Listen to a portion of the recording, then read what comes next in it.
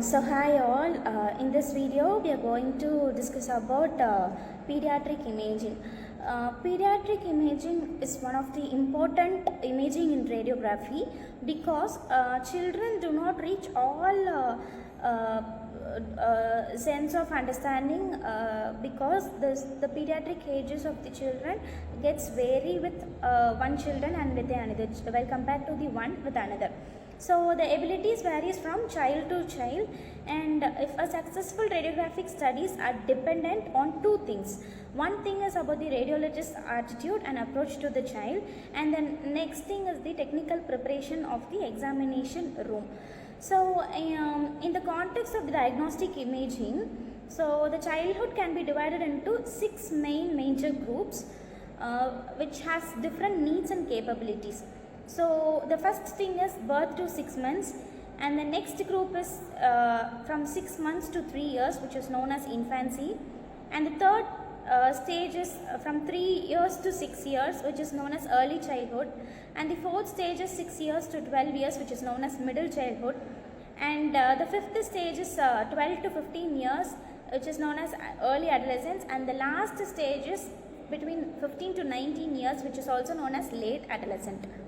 So the anatomical differences between the children and adult are young babies have thin skull vault, and vascular markings are not present before the age of 1 year. And the next thing is the nasal bone will not be ossified before 3 years of age, before the baby completes 3 years, and paranasal sinuses are not normally pneumatized until 6 years of age, and the scaphoid bone is not ossified before 6 years of age.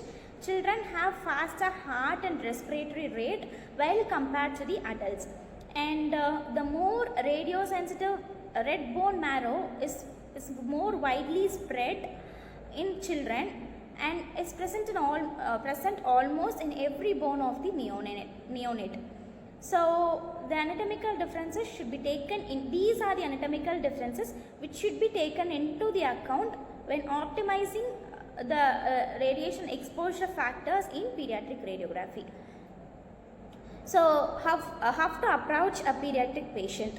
So one should always, for example, a technician, consider a technician as a stranger to the pediatric patient. So before starting the examination, the radiographer should always introduce themselves to a child and to their parent in a friendly and capable manner. The child's name, age and address should be verified before doing the examination.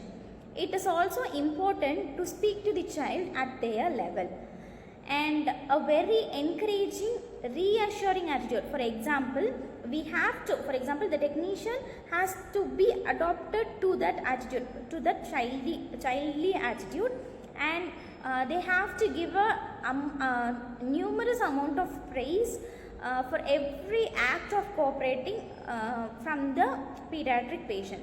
For example, we have to encourage the pediatric child like, you are the best child in the world, wow, great, you had done a great job, you had cooperated well, you're clever, you are the best child in the world. So these kind of encouraging words should be given by the radiographer for doing a smooth and smooth and radiographic examination. And the next thing is the common pediatric imaging which are taken for the pediatric patients are chest neonatal, chest post-neonatal, skull, sinuses, dental, abdomen, pelvis and hips, spine for scoliosis, leg length assessment, elbow, bone age, hand and knees. These are the common pediatric imaging which are being taken to the children before the age of 18 years. So the imaging equipment must be a digital imaging, which should be a fast equipment replacing the conventional techniques in radiography. So it should not show any disadvantages. Either it should show all the distinct advantages with dose savings of up to 60% while compared to 100 speed of computer radiography system.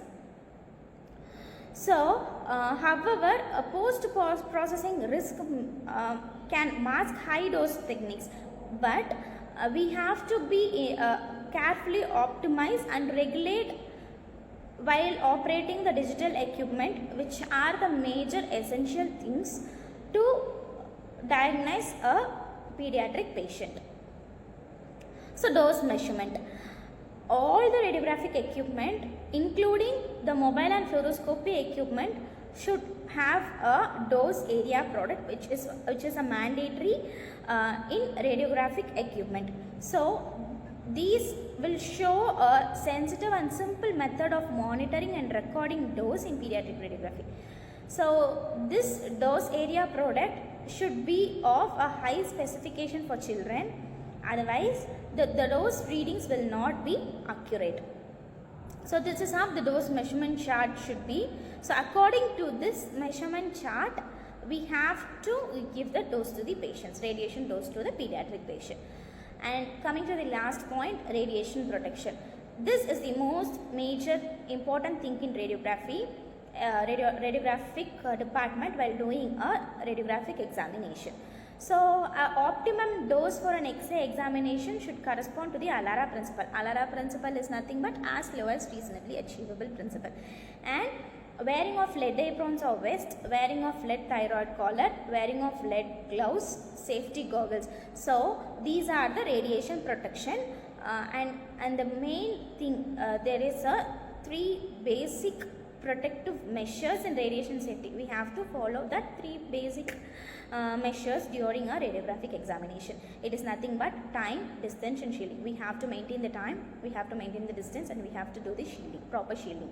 So without these 3 basic measures, we are not supposed to start a radiographic examination. So this is how a radiation protective device will look like, and this is how an examination will be taken. Thank you.